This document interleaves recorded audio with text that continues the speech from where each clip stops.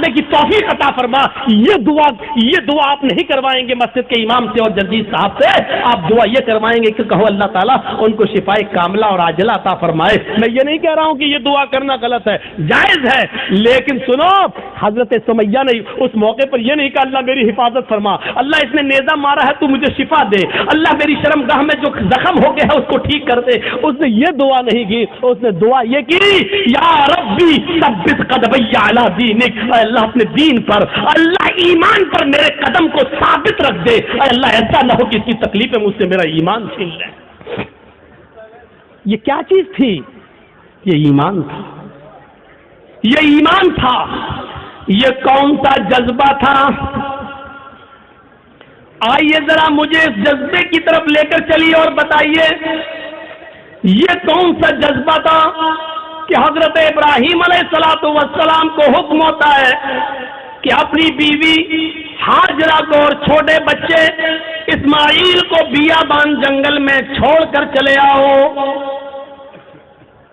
ابراہیم علیہ السلام اپنی بیوی ہاجرہ کو اور اس بچے کو لے کر جا رہے ہیں. اس وقت تک بیوی کو پتا نہیں کہ یہ مجھے لے کے کہاں جا رہے ہیں. میرا شوہر ہے, جہاں جا رہا ہے میں بھی جاؤں گی. میرا شوہر ہے, مجھے ان کے ساتھ چلنا ہے. میرے پتی ہے, مجھے ان کے ساتھ جانا ہے. چند دنوں کے سفر کے بعد ایک بیابان جنگل آ جاتا ہے. اس بیابان جنگل کے اندر اپنی بیوی کو چھوڑ دیتے ہیں, اپنے بچے کو چھوڑ دیتے ہیں. ہاجرہ کو اسی جنگل میں چھوڑ دیا. اسماعیل جو ابھی اپنی ماں کا دودھ پیتے ہیں اسی جنگل کے اندر چھوڑ دیا. تھوڑی دیر بیٹھتے ہیں, سستاتے ہیں اور پھر وہاں سے جانے لگتے ہیں. اس منظر پر ذرا غور کیجئے میرے ساتھیوں, یہ منظر ہمیں کچھ اور بتاتا ہے. اس بیابان جنگل میں چھوڑ دیا. آج جس جنگل کو ہم مینا کے نام سے جانتے ہیں, مینا کی وادی کے نام سے جانتے ہیں, اس جنگل میں چھوڑ دیا ہے. آپ کو پہلے اس کی ایک کنڈیشن بتا دیں, آپ یہاں سے کلیت تک جائیں گے, جگہ جگہ پر آپ کو بجلی کے پول ملیں گے, جگہ جگہ پر آپ کو بجلی کے کھمبے ملیں گے, آپ روشنی پائیں گے اور سیدھے کلیت تک پہنچ جائیں گے. لیکن اس زمانے میں بجلی کے کھمبے نہیں لگے ہیں, دن میں بھی سائیں بیت رہی ہے. ابراہیم علیہ السلام نے, ہاجرہ نے اس جنگل میں دائیں بائیں دیکھا, بڑے بڑے درخت تو لگے ہیں لیکن درختوں پر ایک چڑیا بھی نظر نہیں آ رہی ہے. چڑیا کیسے نظر آئے گی؟ کیونکہ دور دور تک پانی کا پتہ نہیں ہے, پانی کا نام و نشان نہیں ہے. چڑیا بھی ایسے درختوں پر اپنے نیسٹ, اپنے گھونسلے بناتی ہیں جہاں آس پاس پانی ہو وہ پانی پی سکے اور اپنے بچوں کے لیے اپنی چونچ میں پانی کھینچ کر لا کر اپنے بچوں کو پلا سکے. جب جنگل میں دور دور تک پانی نہیں تو جنگل میں ایک بھی چڑیا, ایک بھی پرندہ بھی نہیں دکھائی دے رہا ہے. سوچو, ایسے بیابان جنگل میں حکم ہوتا ہے کہ یہیں اپنی بیوی کو چھوڑ دو. حضرت ابراہیم تھوڑی دیر بیٹھتے ہیں, پھر وہاں سے چلنے لگتے ہیں. ہاجرہ نے دیکھا کہ ابراہیم جا رہے ہیں, یہاں تو کوئی دکان بھی نہیں کہ کوئی سودا لینے جا رہے ہوں, یہاں تو دور تک کوئی سبزی فروش بھی نہیں دکھ رہا ہے کہ جس سے سبزی خریدنے جا رہے ہوں. جب ان کو جاتے ہوئے دیکھتی ہیں, اپنے بچے کو زمین پر لٹاتی ہے, زمین پر, اور پیچھے پیچھے چل کے کہتی ہیں کہاں جا رہے ہو؟ ابراہیم علیہ السلام نے اس جملے کا جواب نہیں دیا. کہاں جا رہے ہو کچھ نہیں بولا, سیدھے اور آگے بڑھتے ہیں. بیوی نے کہا رے میں پوچھ رہی ہوں کہاں جا رہے ہو؟ ابراہیم علیہ السلام نے ابھی بھی جواب نہیں دیا. ابراہیم علیہ السلام سیدھے چلے چلے جا رہے ہیں, پیچھے مڑ کر دیکھنے کا نام نہیں لیتے. نہ بیوی کو دیکھ رہے نہ بچے کو دیکھ رہے, چلے چلے جا رہے. ہاجرہ نے اب پیچھے سے ان کا دامن تھاما, پیچھے سے ان کا کرتا پکڑا، پیچھے سے ان کا دامن پکڑ کر کھینچا اور کھینچ کر کہا میں کچھ پوچھ رہی ہوں کہ کہاں جا رہے ہو؟ حضرت ابراہیم علیہ السلام نے ایسے اپنی بیوی کا ہاتھ پکڑا اور اس کو یوں پکڑ کے جھٹک دیا اور آگے بڑھنے لگے۔ تب بیوی چیخ کر کہتی ہے اے ابراہیم کچھ تو بولو، کیا میں نے آپ کی بیوی ہو کر آپ کی کوئی نافرمانی کی ہے؟ حق کی رفاقت کو ادا کرنے میں مجھ سے کوئی گستاخی ہوئی ہے؟ میاں بیوی کے جو حقوق ہوتے ہیں اس میں کوئی ہم سے کمی ہوئی ہے؟ خدمت میں کوئی کمی ہوئی ہے؟ آپ کی سیوا میں کچھ کمی ہوئی ہے؟ مجھ سے کوئی لغزش ہوئی ہے جو اس بیابان جنگل میں مجھے اور اس بچے کو اکیلے چھوڑ کے جا رہے ہو؟ ابراہیم علیہ السلام کی آنکھوں میں آنسو آ گئے، لیکن آنسوؤں کو زمین پر نہیں گرنے دیا، آنکھیں چڑھا لی، نظریں آسمان پہ ڈالی اور آنکھوں سے گرنے والے آنسوؤں کو آنکھوں ہی میں پی گئے، اس کا ایک قطرہ بھی زمین پر نہیں گرنے دیا۔ پھر اس کا بھی جواب نہیں دیا، آگے بڑھتے گئے۔ جب اس کا بھی جواب نہیں ملا تو ہاجرہ ایک جملہ کہتی ہیں اے ابراہیم جا رہے ہو تو جاؤ، لیکن یہ بتاؤ کہ کب آؤ گے؟ ابراہیم علیہ السلام کے پاس اس بات کا بھی جواب نہیں، کچھ نہیں بول رہے ہیں، آگے بڑھتے چلے جا رہے ہیں۔ خوشی خوشی لائے، اچھی باتیں کرتے ہوئے لائے، بیوی سے پیار بھری باتیں کرتے ہوئے لائے، لیکن جب جنگل میں چھوڑا تو ایسے پیٹ پھیر لی جیسے یہ میری بیوی ہی نہ ہو۔ جو پوچھ رہی ہے اس کا بھی جواب نہیں، بیوی کے سوال بھی غلط نہیں ہے، صحیح کہہ رہی ہے کہ مجھے اکیلے اس بچے کو اکیلے چھوڑ کے جا رہے ہو اور وہ بھی بیابان جنگل میں، لیکن جواب نہیں ہے۔ آگے اور بڑھتے ہیں تو لاسٹ میں بیوی کہتی ہے ہاجرہ اے ابراہیم جب تم جواب ہی نہیں دے رہے ہو، یہ بھی نہیں معلوم کہ کب آؤ گے، شام تک آؤ گے، کل آؤ گے، 2 دن بعد آؤ گے، 1 ہفتے کے بعد آؤ گے، 1 مہینے کے بعد آؤ گے، 1 سال کے بعد آؤ گے، یا آؤ گے ہی نہیں۔ کسی بھی سوال کا جواب جب تمہارے پاس نہیں ہے تو میں اس کو کیا سمجھوں؟ اس کا بھی جواب نہیں۔ کہتی ہے اے ابراہیم میں آپ کی بیوی ہوں، میں آپ کی امانت ہوں، پتہ نہیں آپ کب آئیں، اپنی اس امانت کو کس کے حوالے کر کے جا رہے؟ یہ تو بتا دو، آپ 10 سال کے بعد آئے، 20 سال کے بعد آئے، 1 سال کے بعد آئے، 2 سال کے بعد آئے، اور اگر میں زندہ رہوں اور میری عزت و آبرو نہ بچ سکے، جیسے ایک بادشاہ نے میری عزت و آبرو سے کھلواڑ کرنا چاہا لیکن اللہ کی مدد کی وجہ سے وہ نہیں کر سکا، وہ اگرچہ سارا تھی دوسری بیوی تھی اور اس کے بدلے میں پھر اس نے ہمیں بھی دے دیا ایک لونڈی کی شکل میں جس کو آپ نے اپنی بیوی بنا لیا۔ اے ابراہیم مجھے یہ بتاؤ کہ اپنی ضمانت کو کس کے سپرد کر کے جا رہے ہو؟ اگر میری عزت و آبرو محفوظ نہ رہی مجھے کس کے سپرد کر کے جا رہے ہو؟ بیوی جواب کہتی ہے من سترکنا، اے ابراہیم آپ نے مجھے کس کے حوالے کیا ہے، ہمیں کس کے ذمے سونپ کے جا رہے ہو؟ اس امانت کا ذمہ دار کون ہے؟ جب ہاجرہ نے یہ کہا، قرآن کے الفاظ الہ من تترکنا، آپ نے مجھے کس کے سپرد کیا ہے، آپ نے مجھے کس کے حوالے کیا ہے؟ تب ابراہیم علیہ السلام اب اس کا جواب دیتے ہیں، لیکن ہاجرہ کی طرف دیکھ کر نہیں، بچے کی طرف دیکھ کر نہیں۔ اگر پیچھے گھوموں گا بیوی کی شکل دکھے گی، معصوم بچے کو دیکھ لوں گا تو کہیں بیوی کی اور بچے کی محبت میرے دل میں نہ آ جائے، اور پھر میں جس کام کے لیے اللہ کے حکم سے جا رہا ہوں اس کام سے کہیں میں رک نہ جاؤں۔ ایمانی طاقت دیکھیے، ایمانی طاقت کی وجہ سے وہ بیوی کو نہیں دیکھ رہے ہیں، بچے کو نہیں دیکھ رہے ہیں، بیوی کی محبت ہے، بچے کی محبت ہے، لیکن ایمان کی طاقت دیکھیے کیا کہتے ہیں، نہ بیوی کو دیکھنا گوارا نہ بچے کو دیکھنا گوارا، اور بیوی کہہ رہی ہے کہ مجھے کس کے سپرد کر کے جا رہے ہو، اس جنگل میں تو چڑیاں بھی نہیں ہے، ہمیں اس جنگل میں رات ہوگی، خطرناک جانور بھی تو آ سکتے ہیں، میرا کیا ہوگا، مجھے بتاؤ مجھے کس کے سپرد کر کے جا رہے ہو۔ ابراہیم علیہ السلام نے قدم آگے بڑھاتے بڑھاتے چلتے چلتے جواب دیا، اللہ،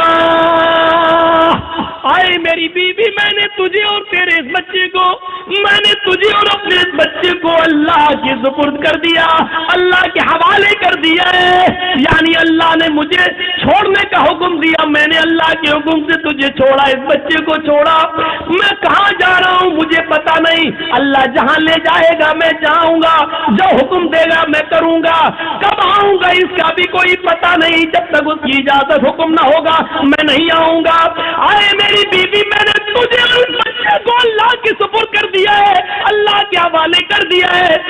اب ابراہیم علیہ السلام کی بیوی کا بھی جواب سنو، جب دیکھ لیا کہ میرے شوہر نے مجھے اللہ کے سپرد کر دیا تو اس کے ایمان کی کیفیت دیکھو، اب ہاجرہ کے اندر بھی اللہ کا نام سن کر جو ایمان پیدا ہوا، جو ایمانی طاقت آئی، اب وہ اس جنگل کے خطروں سے نہیں ڈر رہی ہے، اس بیابان جنگل سے نہیں ڈر رہی ہے، اس جنگل کے اندر رات میں کتنے خطرناک جانور آئیں گے ان سے نہیں ڈر رہی ہے، ابراہیم سے کہتی ہے جب آپ نے مجھے اللہ کے سپرد کر دیا، اللہ کے حوالے کر دیا، جائیے، اب آپ کو رکنے کی ضرورت نہیں ہے، اذا لا یضیعون اللہ ابدا، اے ابراہیم میری طرف سے اور بچے کی طرف سے بے فکر ہو جائیے، چنتا مت کریے، گھبرائیے نہیں، اللہ ہم کو ضائع نہیں کرے گا، اللہ ہم کو برباد نہیں کرے گا، اللہ ہمارا نقصان نہیں کرے گا، کیونکہ آپ نے مجھے اللہ کے حوالے کر دیا ہے، اللہ کے سپرد کر دیا ہے۔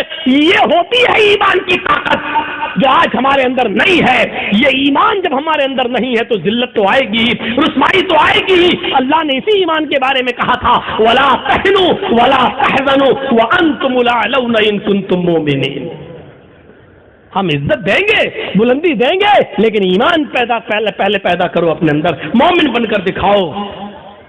ہاجرہ نے مومنہ بن کر دکھایا، ابراہیم نے مومن بن کر دکھایا تو اللہ کی مدد بھی آئی اور بلندی بھی ملی۔ اب دیکھو اللہ کی مدد کیسے آتی ہے، جب ایمان ان کے اندر پیدا ہو گیا، ابراہیم نے اپنے ایمان کا حق ادا کیا، ہاجرہ نے بھی ایمان کا حق ادا کیا، ابھی تک پیچھے پیچھے دوڑ رہی تھی کہ بتاؤ میرا کیا ہوگا، لاش میں کہتی ہے کہ مجھے کس کے سپرد کر کے جا رہے ہو، جواب ملا اللہ کے، پھر ہٹ جاتی اور کہتی اب جاؤ ہمارے اور بچے کی طرف سے بے فکر ہو جانا، اللہ نے جو حکم دیا اس کو کریے، اللہ ہمیں ضائع نہیں کرے گا، اللہ ہمیں برباد نہیں کرے گا۔ وہ اس بیابان جنگل میں رک جاتی ہے، اسی جنگل میں رہنے لگتی ہے۔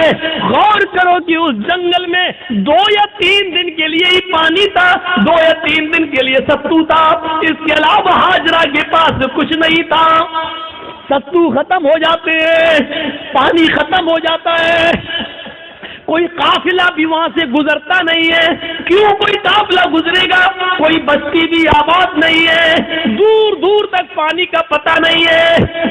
میں ماں ہوں، 2-4 دن بھوکی پیاسی رہ سکتی ہوں، لیکن یہ معصوم بچہ ہے جو میرا دودھ پیتا ہے، جب مجھے کچھ ملے گا نہیں تو دودھ بنے گا کیسے؟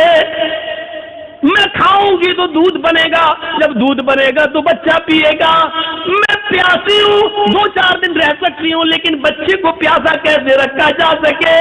غور کرو، تمام شک و شبہات اس عورت کے دل میں ہے، لیکن اللہ پر بھروسہ ہے، ایمان ہے اللہ کی ذات پر، اپنے بچے کو لٹاتی ہے، کہتی ہے چلو کوشش کر کے دیکھتی ہوں پانی مل جائے۔ دائیں دیکھا بائیں دیکھا، اس کو کچھ نظر نہیں آ رہا تھا، سامنے ایک پہاڑی نظر آئی، اس پہاڑی کے اوپر چڑھ جاتی ہے، اپنے بچے کو زمین پر چھوڑتی ہے، اس پہاڑی کے قریب جاتی ہے، اس پہاڑی کا نام ہے صفا۔ اس پہاڑی پہ چڑھ کر، اونچائی پہ چڑھ کر نیچے کی طرف دیکھتی ہے۔ ہم تو مسجد کی چھتوں پہ چڑھ کے چاند کو اوپر کی طرف دیکھتے ہیں، عید کا بقرعید کا چاند، وہ اونچائی پہ چڑھ کر نیچے کی طرف دیکھتی ہے، شاید اس پہاڑی کے نیچے کوئی بستی رہتی ہو، کوئی گاؤں ہو، کوئی اللہ کے بندے رہتے ہو، اور میں ان سے تھوڑا سا پانی مانگ لوں بچے کو پلانے کے لیے۔ وہ جس امید کے ساتھ گئی اس کی امید پوری نہیں ہوئی۔ پہاڑی پہ چڑھ کے نیچے دیکھتی ہے لیکن وہاں کوئی بستی نہیں ہے، کوئی آبادی نہیں ہے، کوئی گاؤں نہیں ہے۔ اس نے اس پہاڑی پہ چڑھ کے پھر گھوم کر دوسری طرف دیکھتی ہے کہ ادھر بھی ایک پہاڑی نظر آ رہی ہے، چلے اس پہاڑی کے اوپر چل کے دیکھے شاید ادھر پانی ملتا ہو یا اس پہاڑی کے نیچے کوئی بستی آباد ہو۔ وہ وہاں سے چلتی ہے، کچھ دیر رک کے چلتی ہے، سلو چلتی ہے، اور بچے کی پیاس جب اس کے دماغ میں آتی ہے تو تھوڑا سا تیز دوڑتی ہے، پھر تھوڑا سا سلو ہوتی ہے۔ وہ 2-3 بار تیز دوڑتی ہے، 2-3 بار سلو دوڑتی ہے، صفا سے مروہ جاتی ہے، لیکن مروہ جانے کے بعد بھی اس کو کوئی بستی نظر نہیں آتی۔ اب اس کو معلوم ہے نہ صفا کے نیچے کوئی بستی ہے، نہ مروہ پہاڑی کے نیچے کوئی بستی ہے، لیکن بچے کی پیاس جب دیکھتی ہے تو بار بار جاتی ہے، شاید کوئی آنے والا آدمی مل جائے، کوئی قافلہ مل جائے، میں کسی سے پانی کی چند گھونٹ مانگ کر بچے کو پلا دوں۔ بچہ انگوٹھا اپنے منہ میں رکھ کے چوس رہا ہے۔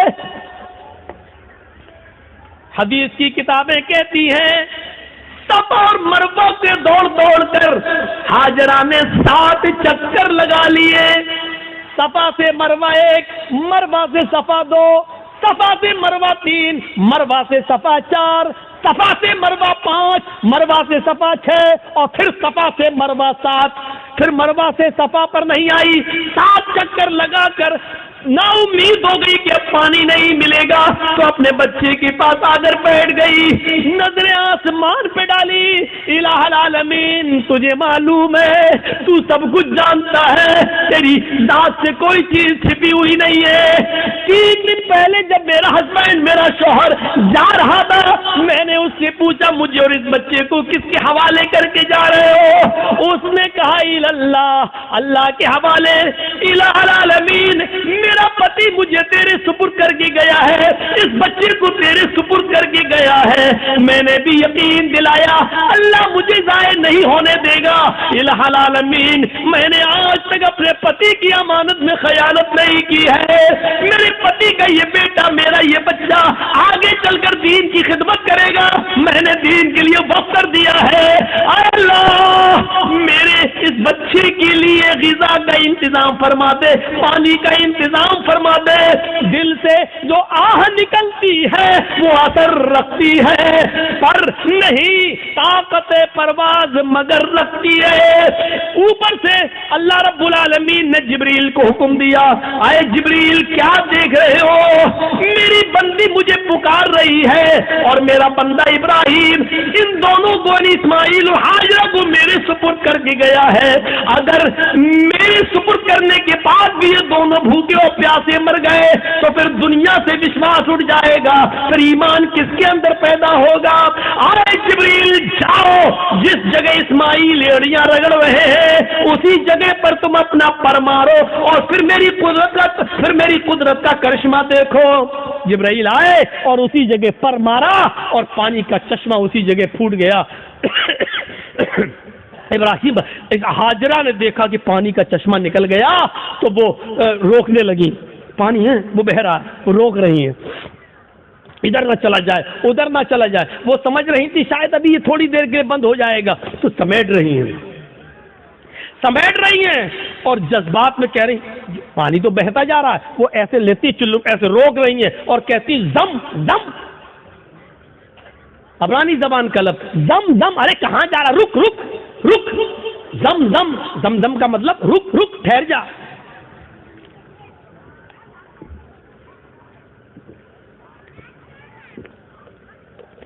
ٹھہر جا، رک جا، کہاں جا رہا، رک۔ یہ زمزم کا لفظ بھی اللہ کے رسول کو اتنا پسند آیا کہ کہ آپ نے زمزم کے لفظ کو زمزم ہی رہنے دیا، اس کے لیے کوئی عربی کا لفظ استعمال نہیں کیا۔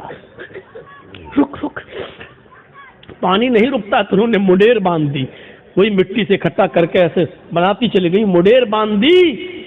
اللہ کے نبی نے ایک بار خطبہ دیا تھا اور کہا تھا اللہ ہاجرہ پر رحم فرمائے، اگر ہاجرہ نے مڈیر نہ باندھی ہوتی تو اللہ اس پانی کو پوری دنیا میں پھیلا دیتا۔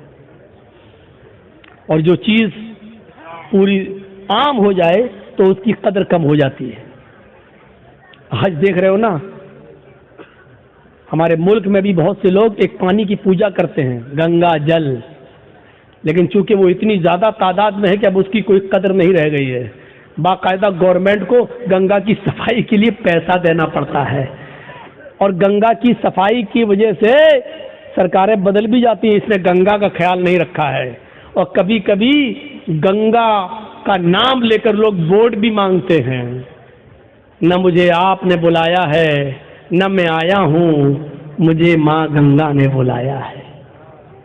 اس طریقے سے لوگوں کو بھاوک کر کے ماں گنگا کو ماں کہہ کر اس طریقے سے لوگ اس کو نیلام بھی کرتے ہیں، ایک طریقے سے دیکھا جائے تو اس طریقے سے۔ آج اس پانی کی کیا قدر ہے، لوگ اس میں پیشاب بھی کر رہے ہیں، پائخانہ بھی کر رہے ہیں، لیٹرین بھی کر رہے ہیں، سب کچھ ہو رہا ہے اس کے اندر، اس لیے اس کی صفائی کے لیے پیسہ مانگا جا رہا ہے، یہ کیا جا رہا ہے، وہ کیا جا رہا ہے۔ لیکن زمزم کو دیکھ لو آج کتنی قدر کی نظروں سے دیکھا جاتا ہے۔ آج بھی سعودیہ میں ہونے کے باوجود بھی آپ دیکھ لیجئے اس پانی کی کیسی قدر ہے، اس پانی کی عزت کیسی ہے۔ اور اس پانی کی خصوصیت یہ ہے کہ جو لوگ 5 سال پہلے حج کر کے آئے ہیں اور زمزم لے کے آئے ہوں گے، آج بھی ان کے گھر میں زمزم اگر 5 سال پرانا بھی رکھا ہوگا تو اس میں نہ تو کیڑے پڑے ہوں گے نہ جراثیم پڑے ہوں گے۔ یہ ایک کیفیت، یہ ایک کشش رکھی ہے اللہ رب العالمین نے اس پانی کے اندر، یہ جیتا جاگتا معجزہ۔ چشمہ جاری ہو گیا، ایمان تھا تو اللہ نے عزت بھی دی، ایمان تھا تو اللہ نے بلندی بھی دی۔ ایمان کی طاقت ہونی چاہیے۔ اور اتنا ہی نہیں، اب آپ کہو گے کہ ہاجرہ کو عزت کیا ملی؟ عزت نہیں ملی، وہ ہاجرہ جو ایمان کی طاقت کی وجہ سے ابراہیم کو چھوڑ دیتی ہے اور اپنے بچے کے لیے پانی کی تلاش میں صفا سے مروہ کے چکر لگاتی ہے، 7 چکر لگائے۔ میں نے کہا تھا شروع میں، کبھی سلو دوڑتی ہے، کبھی تیز دوڑتی ہے۔ اللہ کے رسول صلی اللہ علیہ وسلم نے حج کا رکن بنا دیا ہے، صفا اور مروہ کے چکر لگاؤ۔ جب تک تم صفا اور مروہ کے چکر نہیں لگاؤ گے نہ تمہارا حج مانا جائے گا نہ تمہارا عمرہ مانا جائے گا۔ اور عورتوں کے لیے تو خاص کر دیا کہ تم تو سینہ تان کر اکڑ کر تیز نہ دوڑو کیونکہ تمہاری بے پردگی ہوگی، لیکن ہاجرہ جہاں جہاں تیز دوڑی تھی اور تھوڑا سا اکڑ کے ایسے دوڑی تھی، اللہ کے نبی صلی اللہ علیہ وسلم نے مردوں کو حکم دے دیا کہ جب بھی وہ صفا سے مروہ، مروہ سے صفا کی چکر لگائیں تو جہاں ہاجرہ تیز دوڑی تھی وہاں ان کو بھی تیز دوڑنا ہے، جہاں ہاجرہ سلو ہوئی تھی وہاں تمہیں بھی سلو ہونا ہے، اور ہاجرہ نے جہاں سینہ نکال کر دوڑ لگائی وہاں تمہیں بھی تھوڑا سا سینہ نکالا۔ اب اتنا بھی نہیں کہ گاما پہلوان لگو، تو جہاں تھوڑا سا ہلکا تھا سینہ نکال کے چلی تھی تمہیں بھی اتنا نکال کے چلنا ہے۔ یہ عزت دی اللہ تعالیٰ نے، یہ ایمان کی طاقت ہے۔ ایمان ہوگا، مومن ہوگے تو ہم تمہیں بلندی دیں گے۔ اس سے بڑی ایک عورت کی عزت کیا ہوگی؟ کسی بھی مذہب کے اندر عورت کو یہ عزت نہیں ملی۔ ہاجرہ نے جہاں اپنا قدم رکھا، ہر حاجی وہاں اپنا قدم رکھتا ہے۔ جہاں ہاجرہ دوڑی تھی ہر حاجی کو وہاں دوڑنا پڑتا ہے۔ ہاجرہ نے جتنے چکر لگائے ہر حاجی کو اتنے چکر لگانا پڑتے ہیں، اور ہاجرہ کے نقش قدم کو اللہ نے اپنی عبادت کا ایک حصہ بنا لیا۔ ایک عورت کے پیروں کے نشان، ایک عورت کے پیروں کی چاپیں، ایک عورت کی پیروں کی پیروں کی دھڑکنیں، پیروں کی کھٹکھٹاہٹ کو اپنی عبادت کا حصہ جوڑ دیا ہے کہ جب تک تم ہاجرہ کی اس ادا کو زندہ نہیں کرو گے ہماری عبادت کا حق ادا نہیں ہوگا، تم ہماری عبادت نہیں کر سکتے ہو۔ ہاجرہ کے نقش قدم کو اپنی عبادت سے جوڑ دیا ہو، اس سے بڑا مقام کیا ہوگا، اس سے بڑا درجہ کیا ہوگا، ذرا اندازہ لگاؤ۔ دنیا کی ساری قومیں چیختی اور چلاتی رہیں کہ عورتوں کو اسلام نے 4 دیواری میں بند کر دیا، برقعے میں رکھ کر ان کی ترقی کی راہ میں رکاوٹ بن گئے، چیختے رہو، چلاتے رہو۔ حقیقت یہ ہے کہ عورت کو اسلام نے جو عزت دی ہے وہ دنیا کا کوئی مذہب وہ عزت نہیں دے سکتا ہے۔ آپ باپ ہیں، کتنا بھی جہیز دے دو اپنی بیٹی کو، لیکن آپ کے مرنے کے بعد آپ کی وراثت میں اس کو حصہ ملے گا، وہ محروم نہیں ہو سکتی ہے۔ یہ یاد رکھو، باپ کی وراثت میں سے بھی حصہ ملے گا۔ شادی کے بعد اگر اس کا شوہر مر گیا تو شوہر کی وراثت میں سے بھی اس کو حصہ ملے گا۔ بھائی مر گیا تو بھائی کی وراثت جو چھوڑ کے گیا اس میں بہن کو حصہ ملے گا۔ آپ غور کر رہے ہیں؟ غور کیجئے۔ اور بیٹا اگر مر گیا تو بیٹے کی وراثت میں سے بھی ماں اگر زندہ ہے تو ماں کو حصہ ملے گا۔ غور کیجئے کہ ایک عورت کی حیثیت اور عزت کیا ہے۔ جو لوگ کہتے ہیں کہ اللہ مولانا میرا باپ مر گئے ان کے لیے دعا کرنا، چاہے کتنے ملا مولویوں کو اپنے گھروں میں لے کے چلے جاؤ اور دعائیں کروا لو کہ اللہ میرے باپ کو بخش دے، اللہ اس کے باپ کی دعا مغفرت فرما دے۔ اگر آپ کے باپ کے مرنے کے بعد اگر باپ کی وراثت میں سے باپ کی بیٹی یعنی آپ نے اپنی بہن کو حصہ نہیں دیا، باپ کی مغفرت نہیں ہوگی۔ یاد رکھیے، ملا مولوی دعا کر کر کے مر کیوں نہ جائیں، باپ کی مغفرت نہیں ہوگی چاہے کتنی دعا کرا لو۔